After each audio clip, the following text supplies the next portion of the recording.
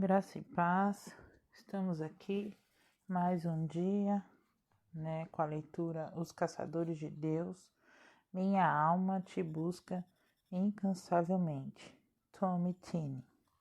E nós estamos no capítulo 4, que fala sobre os mortos veem a face de Deus. O caminho secreto que nos leva à sua presença. Sei que está aqui em algum lugar. Estou bem próximo.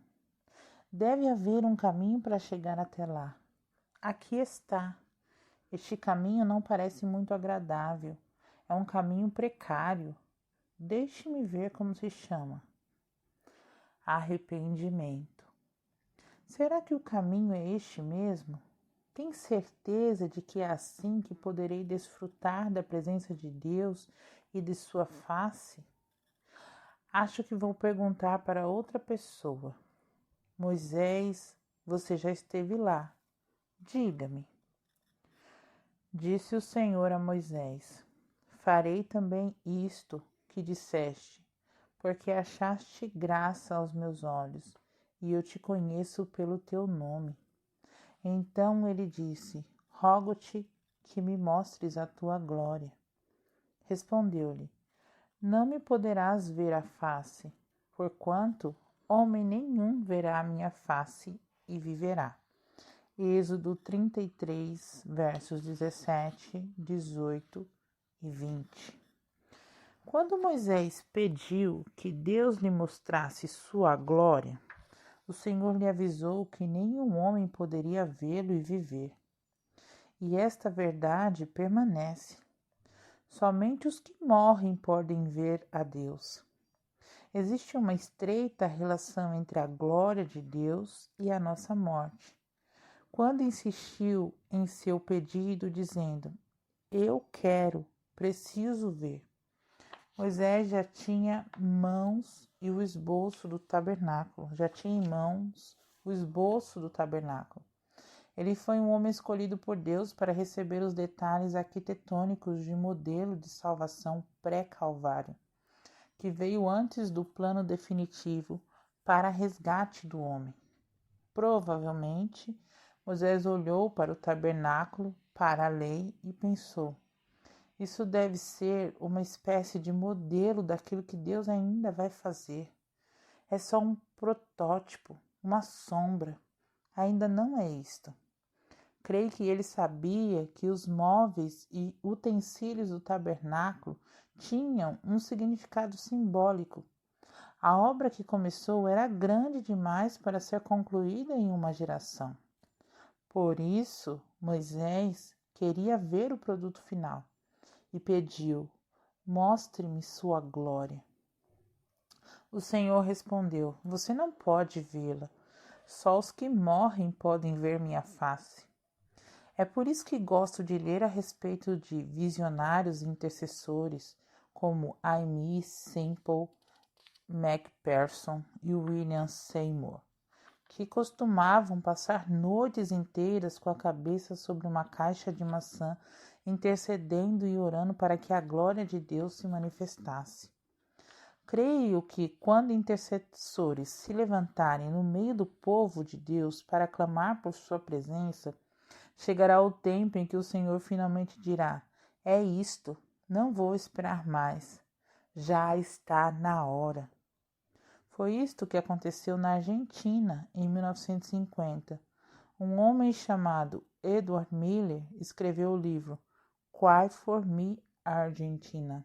Chore por mim, Argentina, no qual ele descreve as origens do avivamento argentino, cuja finalidade era abalar a América do Sul e o mundo.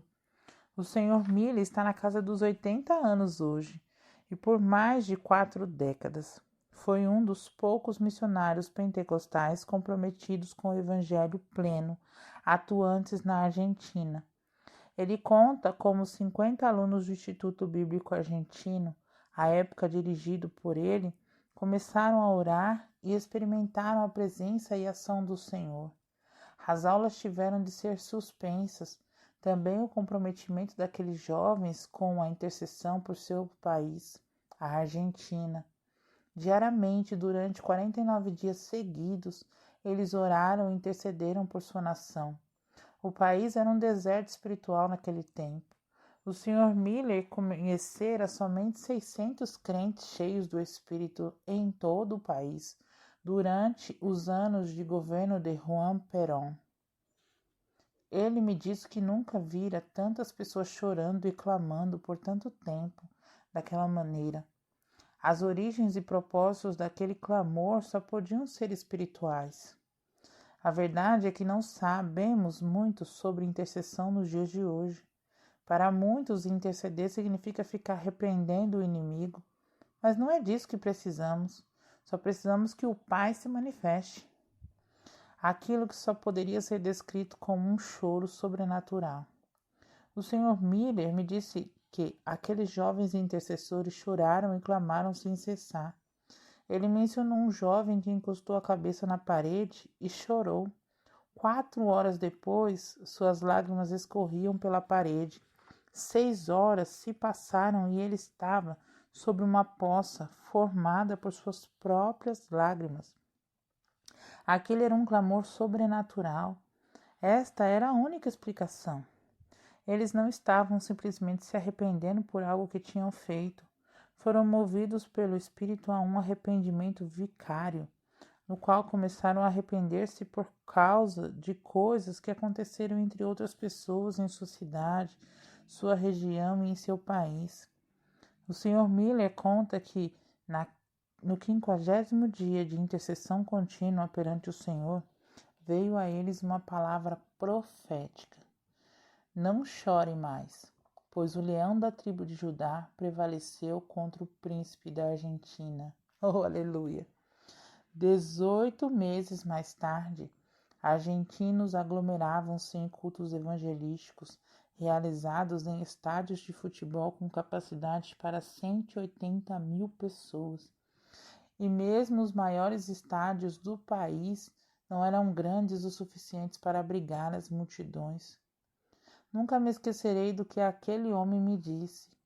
Se Deus puder contar com pessoas entre seu povo em uma determinada região que rejeitem o domínio satânico com humildade, quebrantamento, arrependimento e intercessão, então ele vai entregar uma ordem de despejo ao poder demoníaco vigente naquela área. E quando assim Deus o fizer, veremos a manifestação de sua glória. Oro para que os céus se abram sobre nossas cidades e nossa nação, para que a glória de Deus se manifeste, que as fortalezas demoníacas sejam quebradas e que as pessoas ao nosso redor não possam mais resistir. Como isto pode acontecer? Através da manifestação da glória de Deus. Sim, intercessores se levantarão para fechar as portas do inferno e abrir as janelas do céu. Aleluia! Contentamo-nos em dançar ao redor da sarça ardente. Quando achamos que o culto foi realmente muito bom, ou quando sentimos o que achamos de avivamento, logo nos acomodamos, deixamos de lado nossa busca pelo Senhor e dançamos ao redor das sarças ardentes que encontramos. Ficamos tão maravilhados com elas que nunca voltamos ao Egito para libertar o povo. Deus está dizendo à sua igreja que ser abençoado não é o suficiente. Receber sua unção e seus dons não é o suficiente. Eu não quero mais bênçãos, quero aquele que abençoa. Não quero mais dons, quero aquele que os concede. Por acaso você está dizendo que não crê em dons e que não quer as bênçãos de Deus?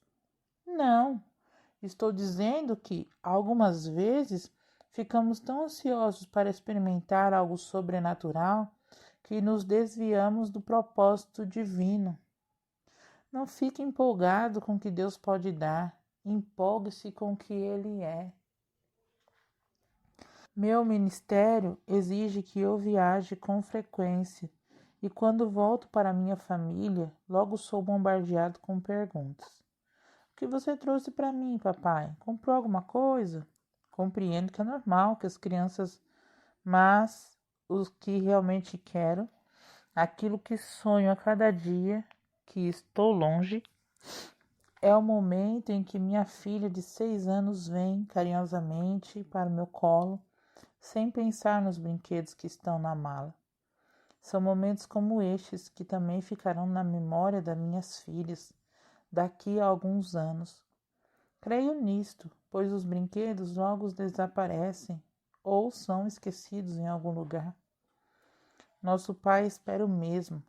Os caçadores de Deus querem é Deus.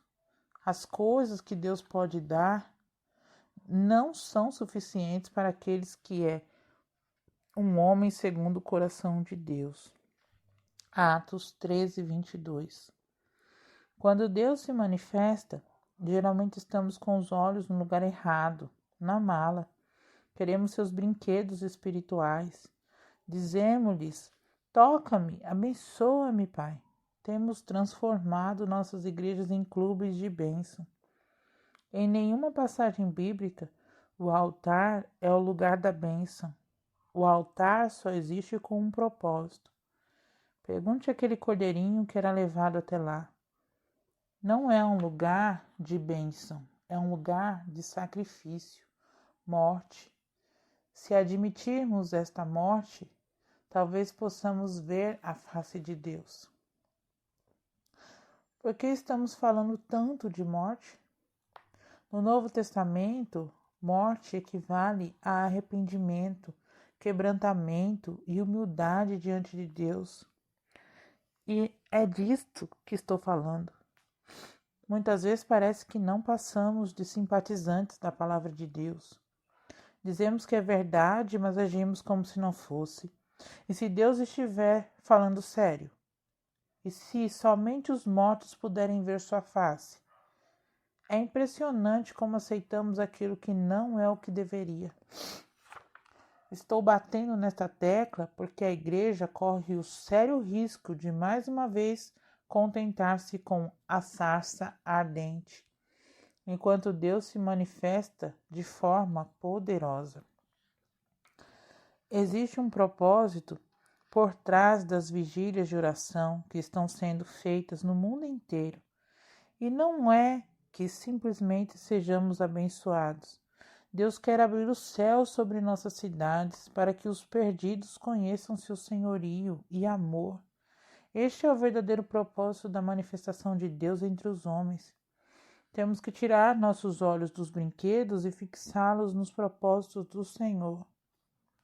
Como Moisés, precisamos clamar: obrigado, Senhor, mas não é o suficiente.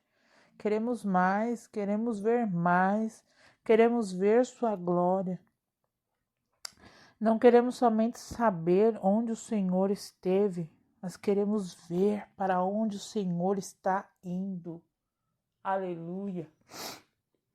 É isto que estou buscando. Só quero saber para onde Deus está indo, para que eu possa estar por perto. Ele é soberano em suas escolhas quanto a lugares. Ninguém risca um fósforo para acender a sarça. Só Deus pode fazer isto. A parte que nos cabe é vagar pelo deserto até encontrarmos o lugar certo. E então lembrarmos de tirar os sapatos diante da Terra Santa. Já posso sentir a fumaça no ar. Algumas vezes vou a lugares onde posso sentir o cheiro de fumaça no ar, o cheiro daquelas folhas que ardem e não se queimam. Parece que estamos perto do lugar onde Deus nos mostrará seu propósito por trás de tudo isto. Muito do que temos visto até agora é a renovação da igreja. Talvez avivamento não seja a melhor definição para o que estamos vendo, pois traz a ideia de algo que não tinha vida. Não tenho palavras para conceituar ou descrever o que Deus está prestes a fazer. Como você poderia descrever um maremoto? Como falar do que Deus pode fazer com sua indizível graça e poder? A forma como Deus tratou com Nínive é o modelo bíblico com o qual eu sonho. Desejo ver uma onda do poder de Deus varrendo a cidade, arrastando toda a arrogância humana e deixando para trás nada menos que uma trilha de arrependimento e quebrantamento. Estou faminto por um avivamento como o descrito em Jonas, quando uma cidade inteira se rendeu em arrependimento e em jejum. Esse tipo de avivamento deveria ter acontecido em Nazaré, mas não aconteceu.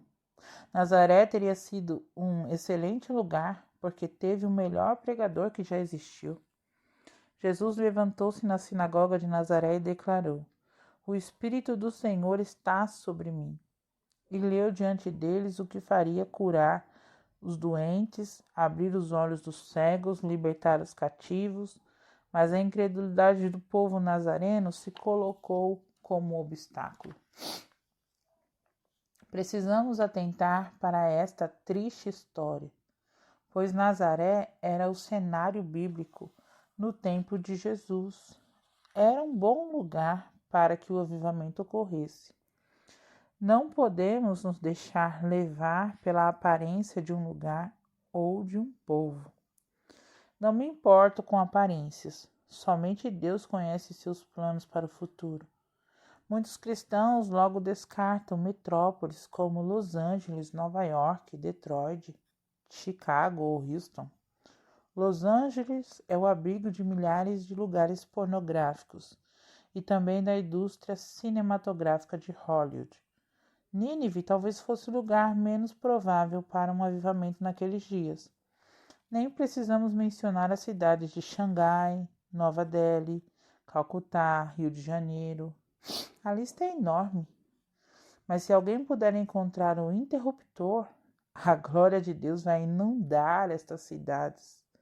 É assim que deve ser, pois a palavra nos diz que a glória do Senhor encherá toda a terra. Aleluia. Números 14, 21. Sou um defunto ambulante. Só os que morrem podem ver a face de Deus. Quando você penetrar além do véu, diga: não estou vivo, sou morto ambulante. Quando um condenado à pena de morte começa sua caminhada final em direção à sala de execução, antes que a porta do corredor se feche, um dos guardas grita: defunto ambulante, para que todos saibam que alguém está em seus últimos instantes de vida na terra. Todos ficam imóveis em respeito àquele momento. O homem está vivo, mas por pouco tempo. Quando ele chega à câmara de execução, é o final. É assim que é o cristão, como descrito em Romanos 12:1, defunto ambulante. Quando os sacerdotes amarravam uma corda no tornozelo do sumo sacerdote e este olhava para o espesso véu que o separava do Santo dos Santos, sabia que era um defunto ambulante. Ele sairia com vida exclusivamente pela graça e misericórdia de Deus. Aproximar-se da glória de Deus, este é um assunto delicado e mal compreendido nos dias de hoje. Dizemos: a glória de Deus está neste lugar, mas na verdade não está. A unção está presente, talvez uma porção da luz do Senhor esteja ali, mas se a glória de Deus se manifestasse em toda sua plenitude, estaríamos todos mortos. As montanhas se derretem na presença de Deus, quanto mais a carne de um homem. Falhamos em não compreender a glória de Deus. Talvez não tenhamos capacidade para isto. O apóstolo Paulo disse: a fim de que ninguém se vanglorie na presença de Deus. 1 Coríntios 1:29. Se a carne estiver presente, quando a glória de Deus se manifestar, terá que morrer, pois nada pode sobreviver diante desta presença. Somente quando sua carne estiver morta, poderá a pessoa permanecer na presença de Deus. Apenas os que morrem podem ver sua face. Aleluia. Não sei se voltarei. Quando chegar a hora da... não sei se voltarei. Uma vez por ano, o sumo sacerdote de Israel teria que deixar sua casa e, com o coração apertado, dizer à família: não sei se voltarei. Não tenho certeza, mas acho que fiz tudo o que deveria fazer. Minha estola sacerdotal está em ordem? Os judeus eram tão cuidadosos que não permitiam que o sumo sacerdote dormisse na noite anterior à sua entrada no Santo dos Santos. Os outros sacerdotes o mantinham acordado, lendo a lei, para que ele não se contaminasse acidentalmente através de um sonho. Quando chegava a hora da verdade, o sumo sacerdote cuidadosamente molhava seus dedos no sangue do cordeiro e o colocava na ponta da orelha e nos polegares das mãos e dos pés. Por quê? Simbolicamente, trazendo traços de morte, ele representava um homem morto, e assim poderia aproximar-se da glória de Deus e sobreviver. Uma vez aplicado o sangue, o sacerdote respirava fundo, dava uma última olhada ao redor, checava a corda no tornozelo e tomava o incensário.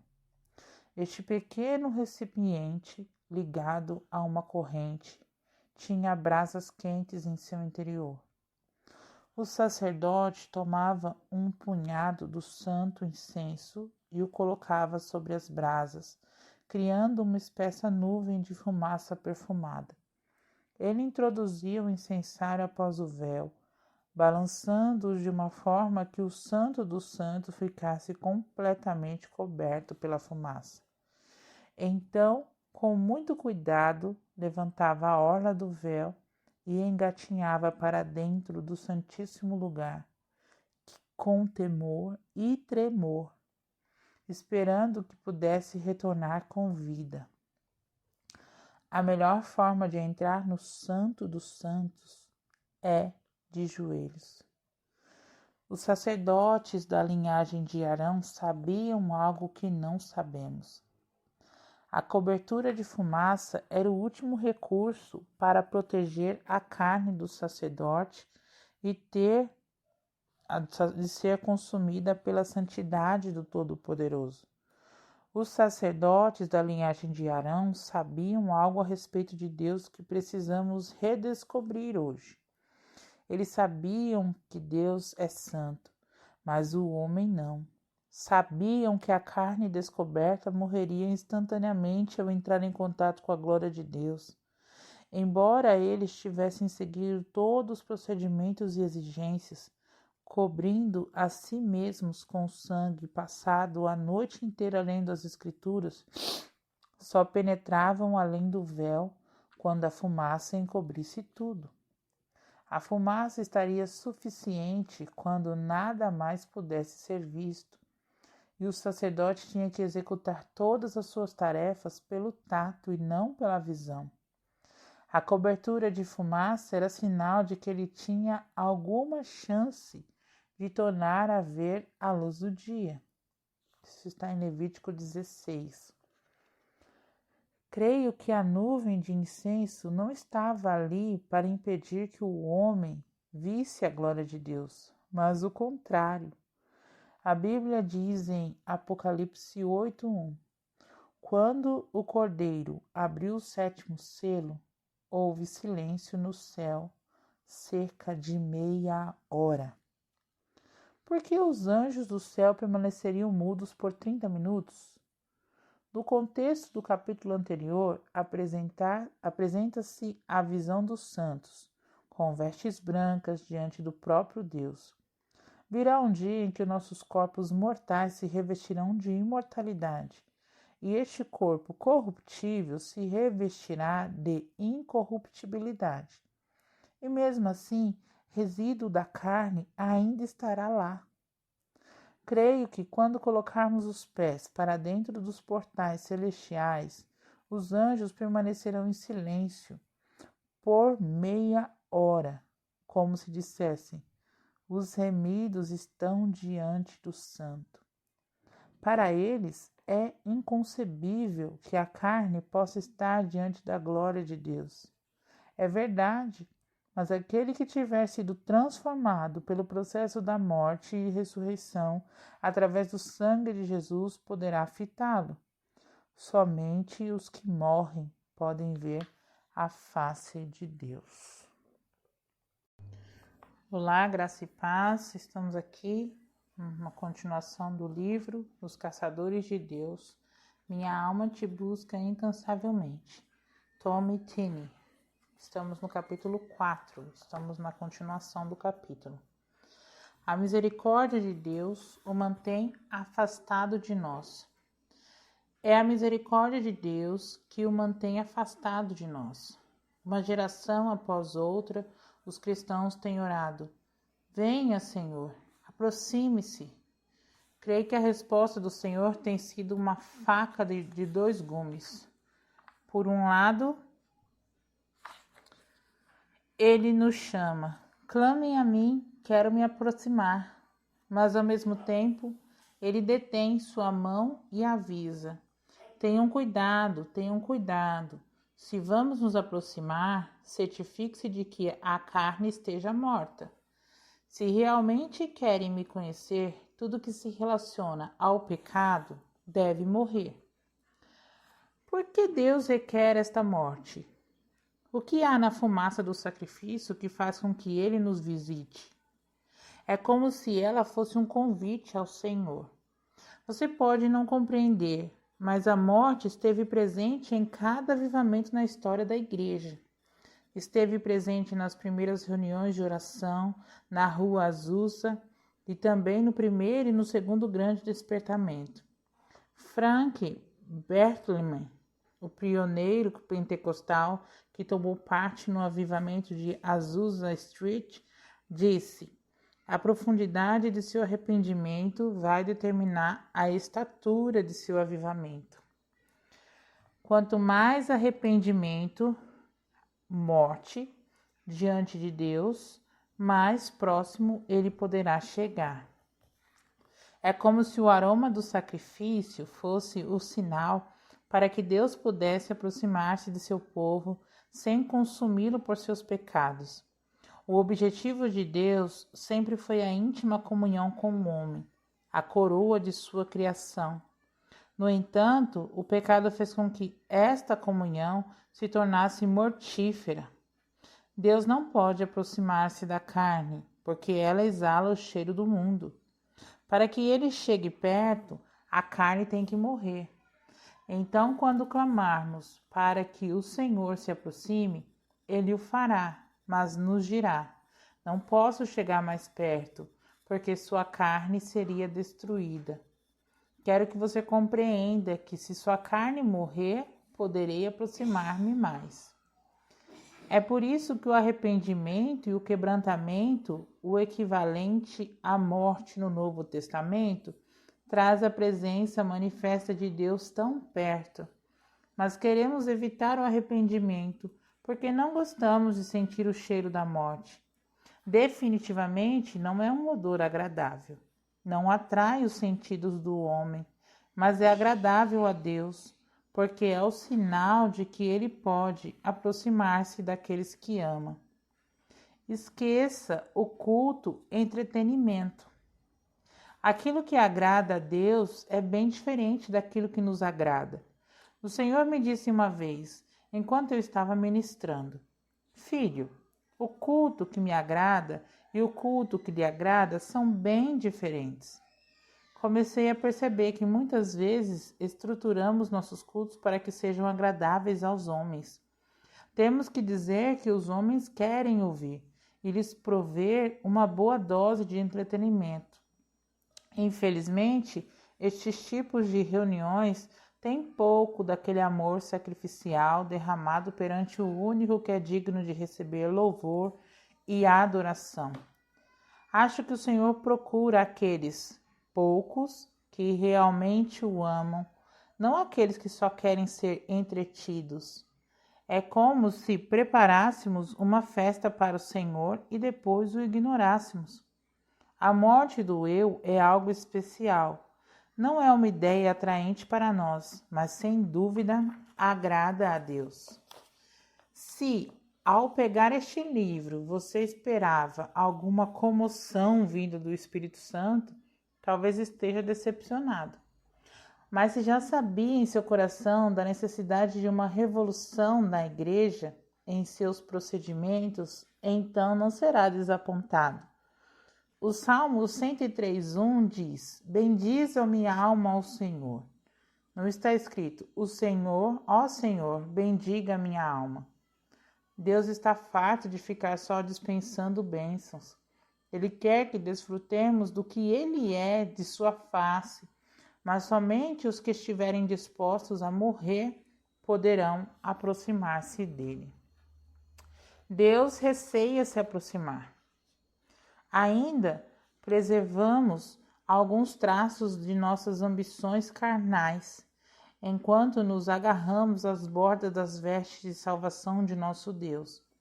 Podemos manter o resto de nossas vestes antigas e viver dos benefícios que o Senhor nos concede. Permanecemos longe da fome espiritual e Deus não ousa chegar mais perto, pois assim a carne que tanto prezamos seria destruída. A escolha é nossa. Deus procura por alguém que esteja disposto a amarrar uma corda nos tornozelos e dizer: se perecer, pereci, mas verei o Rei. Quero fazer tudo o que puder para penetrar além do véu. Vou me arrepender e fazer tudo o que for necessário, pois estou cansado de ouvir falar a respeito de Deus e simplesmente saber sobre Ele. Quero conhecê-lo, tenho que ver sua face. Não interessa quem você é, o que tenha feito, o quão religioso seja, o único caminho que vai levá-lo para além do véu é a morte de sua carne. Tal morte significa arrependimento e quebrantamento diante de Deus, para que ele possa se aproximar. O apóstolo Paulo diz: porque agora vemos como em espelho, obscuramente, então veremos face a face. Agora conheço em parte, então conhecerei como também sou conhecido. 1 Coríntios 13:12. Este é o ponto em que conheceremos Deus em toda a plenitude, a mesma plenitude com a qual somos conhecidos por Ele. O apóstolo João estava exilado na ilha de Patmos por causa da fé em Cristo, mas creio que havia uma razão ainda mais profunda. Quando João estava como um defunto ambulante, abandonado em uma ilha deserta, foi que ouviu uma voz e viu a face de Deus Filho, Jesus Cristo. Todos nós pensamos conhecer Deus e sermos parte da igreja. Mas olhemos João mais de perto. Ele era o apóstolo que recostou no peito de Jesus. Era o discípulo mais chegado. João estava presente quando Jesus acordou de seu sono para acalmar a tempestade no mar da Galileia.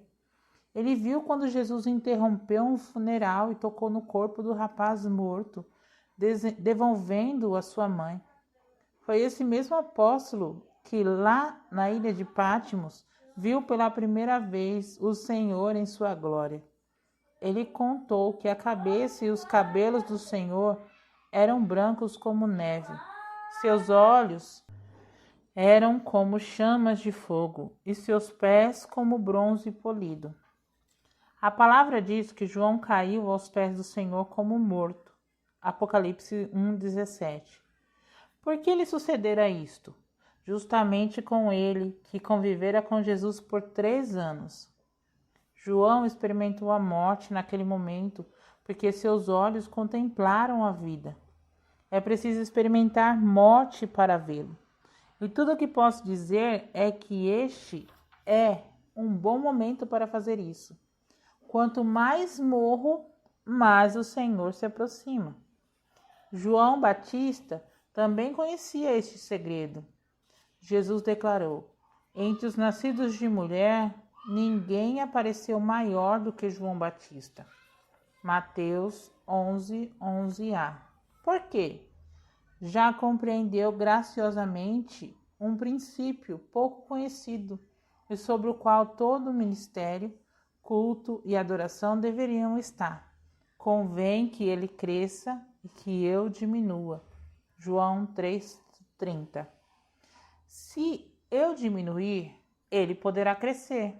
Quanto menos espaço eu ocupar, mais sobrará para ele. João Batista foi sábio em reconhecer o verdadeiro provedor de todos os dons e ministérios. Ele disse: o homem não pode receber coisa alguma se do céu não lhe for dada. João 3,27. Conforme tenho dito, quanto menor em me tornar maior, poderá ser Deus na minha vida. Quanto mais eu morrer, mais perto o Senhor chegará. Haverá limites para isto? Não sei, mas posso indicar-lhe a quem perguntar. Procure o Senhor Enoque. Ele demonstrou que podemos, literalmente, andar com Deus, mas morreremos durante a caminhada. A Bíblia diz: eles, pois, o venceram por causa do sangue do Cordeiro e por causa da palavra do testemunho que deram, e mesmo em face da morte não amaram a própria vida. Apocalipse 12:11. Será que você está evitando esta morte? Você quer as bênçãos de Deus em sua vida? A maior bênção não vem das mãos do Senhor, mas de sua face, do íntimo relacionamento com Ele. Quando finalmente você puder contemplá-lo e conhecê-lo, encontrará a fonte de todo o poder. Esta bênção tem um custo. Toda a carne deve morrer na presença de Deus, mas tudo o que provém do Espírito permanece eternamente diante de sua glória. Aquilo que é eterno em seu ser realmente quer e pode viver para sempre. Porém, primeiramente, aquilo que diz respeito à sua carne deve morrer. Sua carne constitui um obstáculo para a manifestação da glória de Deus. É provável que, enquanto lê essas palavras, você esteja em meio a uma intensa luta entre a carne e o espírito. Digo que já é hora de dizer ao Senhor: Deus, quero contemplar sua glória. O Deus de Moisés quer se revelar a nós, mas esta não vai ser uma bênção sem ônus. É preciso disposição para morrer, para que ele aproxime-se cada vez mais. Esqueça o que ou quem está em seu redor. Abandone as formalidades. Deus quer redefinir e reestruturar aquilo que chamamos de igreja. Ele procura pessoas que estejam buscando seu coração. Ele quer uma igreja cheia de Davi. Pessoas que busquem seu coração e não somente suas mãos. Você pode continuar buscando suas bênçãos e usar os brinquedos ou dizer: Pai, muito obrigado. Mas não quero mais bênçãos, quero o Senhor. Quero sua presença bem próxima. Quero seu toque em meus olhos, em meu coração, em meus ouvidos. Mude, Senhor. Não quero mais ser o mesmo, estou cansado, Senhor. Sei que se eu puder ser mudado, então as pessoas em meu redor também poderão ser transformados.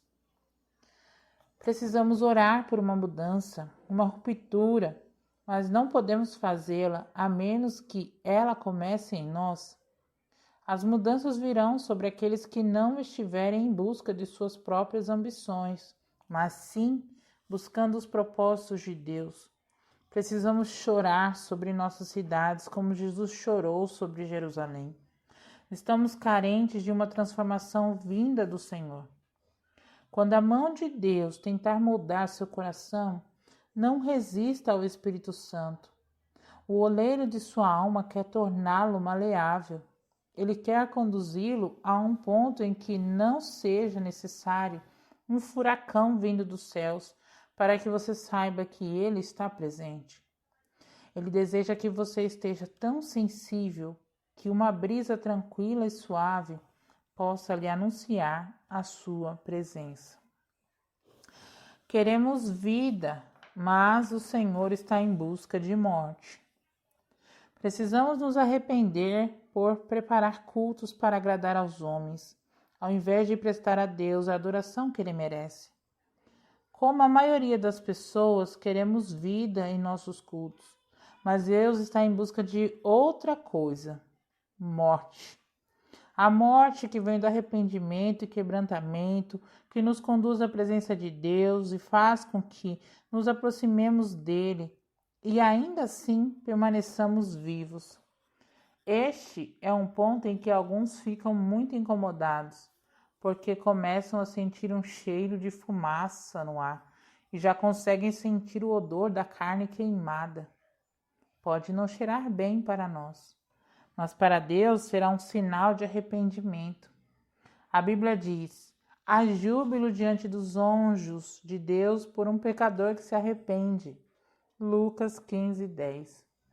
Morte e arrependimento na terra levam alegria e regozijo aos céus. Aleluia! O avivamento deve começar em sua igreja antes de alcançar sua comunidade. Se você está faminto por avivamento, tem uma palavra do Senhor para você. O fogo não cai sobre altares vazios. Para que o fogo caia, é preciso que haja um sacrifício sobre o altar. Se você quer fogo, precisa ser o combustível.